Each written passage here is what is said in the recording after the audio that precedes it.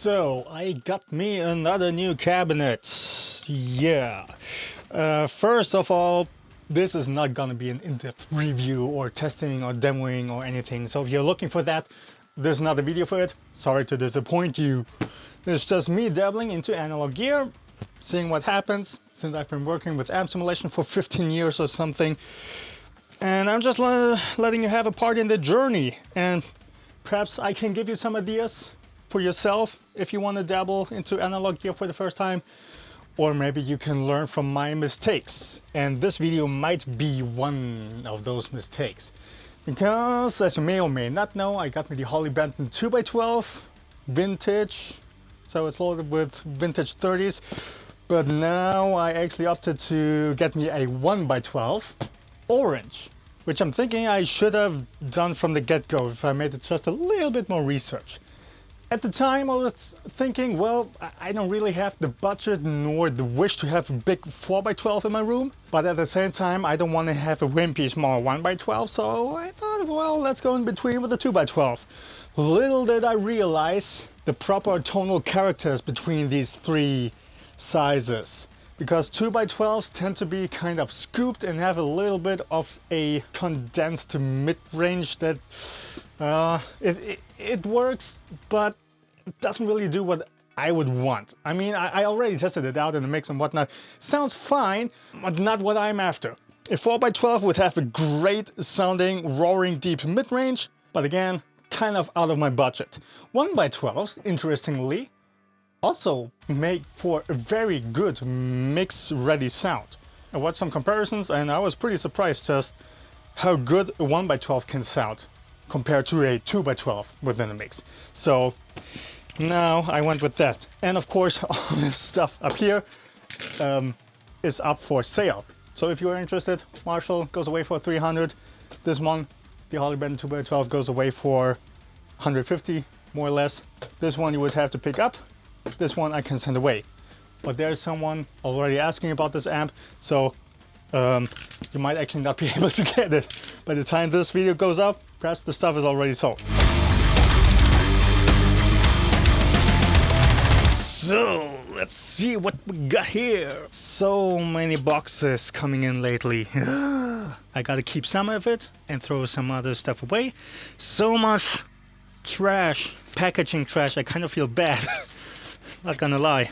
Getting bigger packages out of other bigger packages. That's always fun. There we go. That went rather smooth. Here we got the nice orange cartons. Where's my knife? Oh, look at this. Another carton within a carton. Big surprise here. You know what? Let me see if I can leave that one in there. Be a little smart about it. Yes, there we go. Here we go. Okay, here we are. Now I'm gonna have to make some room here. I guess I'm gonna just put all this stuff into my living room for now. I'm also gonna have a little bit more space here with the smaller 1x12. So then I have an orange Dark Terror go into an orange cap. Should fit. There we go. I kind of wonder. Orange kind of brags about these black bars down here. They're supposed to have some kind of magical impact on the sound. I'm interested if that's actually the case. I mean, they're just screwed on there, so I could easily make an A/B test, but I'm not gonna do that today. I'm gonna put this one on here. Now I realize with the fat plastic logo here smack in the middle, of course I couldn't really point a microphone in this general area. Okay, let's make a first test. Turn this one on, turn these on, get this in here.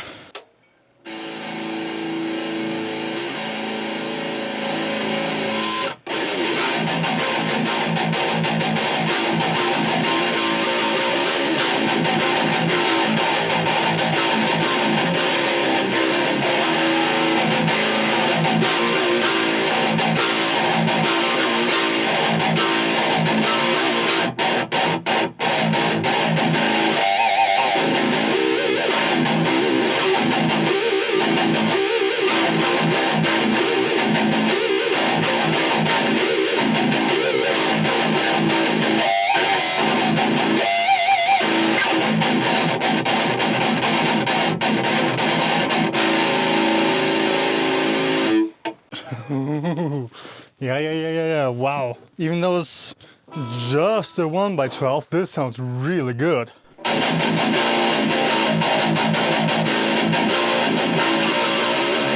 You know what, let me take that fan engager booth out of it. If you remember from my last video, I have to use that as a substitute for the missing 3-band EQ on this amp.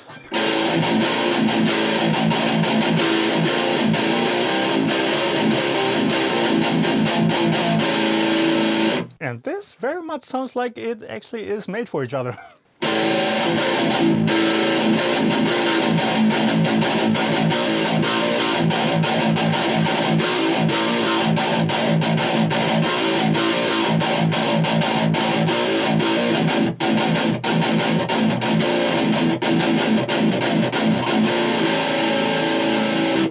Yeah, because with the 2x12, the low end is a little bit stronger, or can tend to be a little bit stronger. So with the natural, more scoop sound of the Orange Duck Terror, the low end was just too loud.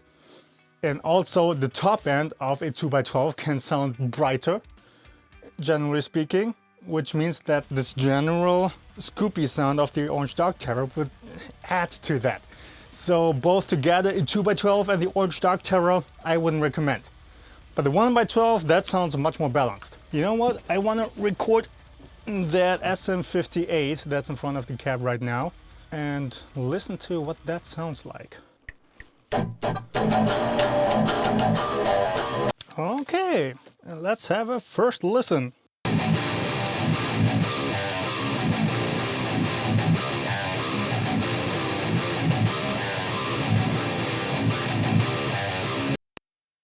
Well, can't complain about that tone now, can you?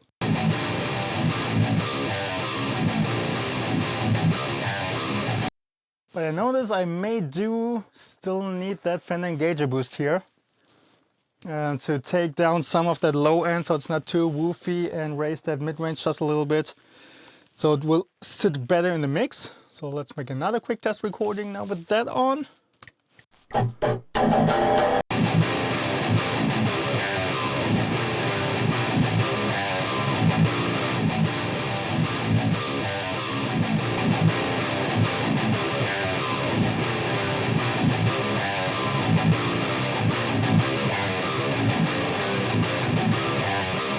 Yeah, still pretty strong. So this definitely needs some more fiddling and tweaking, and that's not what this video about. I would also have to tweak the mic placement some more and see where it sounds best for me personally.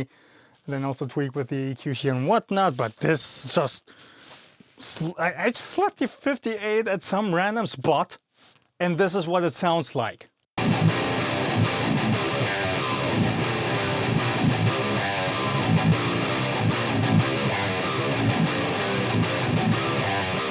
For a first try, very raw tone, this sounds really good. Just a little bit of tweaking, a little bit of getting used to it, and some post EQ, and will sit just perfect. So that's that. I'm definitely getting closer and closer to the finish of my adventure here. I got my amp that I'm actually really happy with that I'm gonna keep. I got my cap that I'm very happy with. Of course, this will not be the end of it. There are still other amps that I would like to try out and get my hands on, and other caps, but this is the first setup I'm just gonna stick to for now.